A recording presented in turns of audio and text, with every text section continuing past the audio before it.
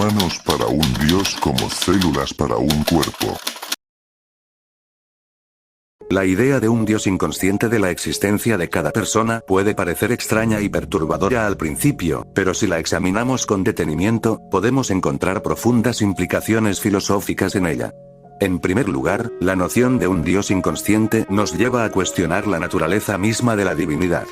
¿Qué significa ser un Dios que no es consciente de la existencia de sus propias creaciones? ¿Cómo podemos reconciliar esta idea con la tradicional concepción de la divinidad como un ser omnipotente y omnisciente que todo lo ve y lo sabe? Estas preguntas pueden llevarnos a explorar nuevas definiciones de lo que significa ser divino, a cuestionar la validez de las antiguas creencias religiosas y a buscar nuevas formas de entender nuestro lugar en el universo. En segundo lugar, la idea de un Dios inconsciente nos lleva a reflexionar sobre el papel de la responsabilidad en nuestras vidas. Si no hay un ser superior que nos juzgue y dictamine nuestro destino, ¿cómo podemos justificar nuestras acciones? ¿Qué sentido tiene la moralidad si no hay un criterio absoluto al que adherirse? Estas preguntas pueden llevarnos a explorar nuevas teorías éticas, a cuestionar la validez de las antiguas normas morales y a buscar nuevas formas de justificar nuestra existencia. En tercer lugar, la noción de un Dios inconsciente nos lleva a reflexionar sobre la naturaleza del libre albedrío. Si no hay un ser divino que nos controle o nos guíe, ¿somos realmente libres de tomar nuestras propias decisiones? ¿O estamos predestinados a seguir ciertas rutas, ya sea por nuestras propias limitaciones físicas y mentales, o por fuerzas más allá de nuestro control? Estas preguntas pueden llevarnos a explorar nuevas teorías de la libertad, a cuestionar la validez de las antiguas creencias en el destino y a buscar nuevas formas de entender nuestra capacidad para moldear nuestras propias vidas. Por último, la idea de un Dios inconsciente nos lleva a reflexionar sobre la naturaleza misma de la existencia. Si no hay un ser superior que nos dé un propósito o una dirección, ¿qué sentido tiene la vida? ¿Qué estamos haciendo aquí? Estas preguntas pueden llevarnos a explorar nuevas teorías de la existencia, a cuestionar la validez de las antiguas creencias en la vida después de la muerte y a buscar nuevas formas de entender el significado de nuestra existencia. En conclusión, la idea de un Dios inconsciente puede parecer oscura y perturbadora, pero también nos invita a reflexionar sobre algunas de las preguntas más profundas y esenciales de la existencia humana. A través de esta reflexión, podemos encontrar nuevas formas de entender nuestra relación con el universo y nuestra propia naturaleza como seres humanos.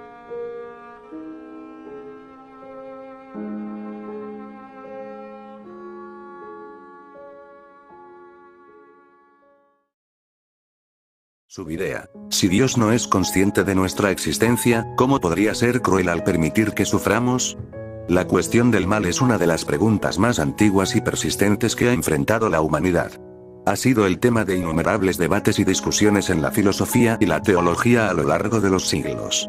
El mal, como una fuerza misteriosa y omnipresente en el mundo, ha sido objeto de inquietud y fascinación desde tiempos inmemoriales.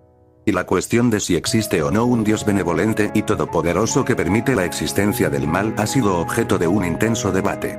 En este contexto, la idea de que Dios permite el sufrimiento y el mal como parte de su plan divino ha sido una respuesta común a esta cuestión.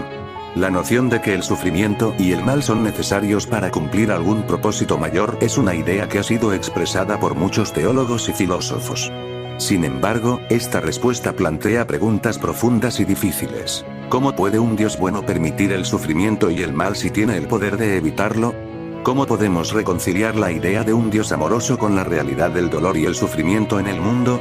Otra respuesta a la cuestión del mal es que Dios permite el sufrimiento y el mal como una forma de probar nuestra fe y enseñarnos lecciones importantes. Esta respuesta implica que el sufrimiento y el mal no son una indicación de la falta de amor divino, sino una parte necesaria del camino de aprendizaje que cada uno de nosotros debe seguir en la vida.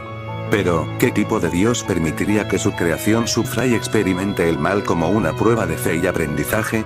¿Es el sufrimiento una lección que vale la pena aprender y justifica los horrores que vemos en el mundo? En este caso, ¿qué siquiera sería lo que nos puede dejar de lección estos horrores? Una respuesta más radical a la cuestión del mal es la idea de que Dios es inconsciente de la existencia de cada persona en el mundo. Él no se enfoca en la existencia individual de cada persona del planeta, o tal vez incluso cada ser consciente en el universo como para resolver todos los males presentes en el mismo. Según esta respuesta, Dios es como una fuerza natural que no tiene conciencia de la existencia de cada ser humano individual. Pero ¿qué tipo de Dios es inconsciente de sus propias creaciones y no tiene un propósito para ellas? Aunque esta pregunta parece estar en contra de esta suposición, en realidad la apoya.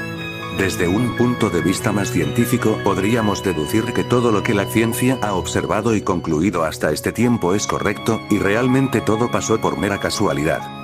Tal vez Dios solo movió su dedo e hizo aparecer el inicio del universo en sí, y lo que pasó luego de esto simplemente ocurrió por sí solo sin la necesidad de intervención de este mismo Dios. Por ende, podríamos llegar a pensar que Dios simplemente no es consciente de nosotros porque no está enfocado en ver los más mínimos detalles de todo el universo que se ha ido creando, sino enfocarse en la pintura completa, o también podemos pensar que no somos una gran maravilla en el universo y la vida es algo más común de lo que pensamos, por lo mismo Dios no se enfoca en ver nuestra existencia individual. A su vez, esta respuesta extraña y poco intuitiva nos podría ayudar a solucionar el misterio de por qué Dios le hace milagros solo a algunos y no a todos.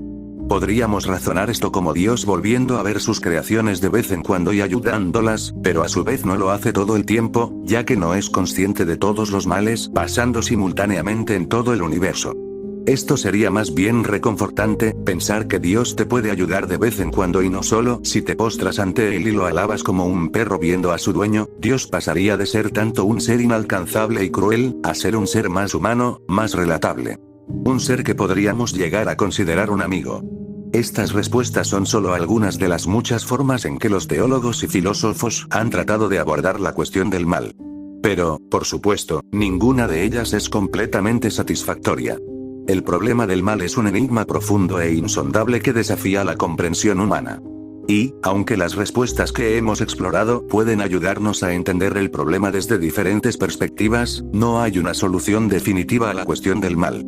En última instancia, la cuestión del mal nos confronta con la naturaleza del universo y nuestra existencia dentro de él. Nos obliga a confrontar la complejidad de la vida y nuestra propia mortalidad. Es un recordatorio de que, a pesar de nuestra tecnología y conocimiento, todavía hay mucho que no entendemos y que nunca entenderemos completamente. Y es a través de esta confrontación con lo desconocido y lo misterioso que podemos comenzar a apreciar la verdadera profundidad y complejidad de la existencia humana. Es a través de la aceptación que podemos maravillarnos de las cosas tan grandes como el universo hasta las más pequeñas como gestos de cariño en nuestras vidas.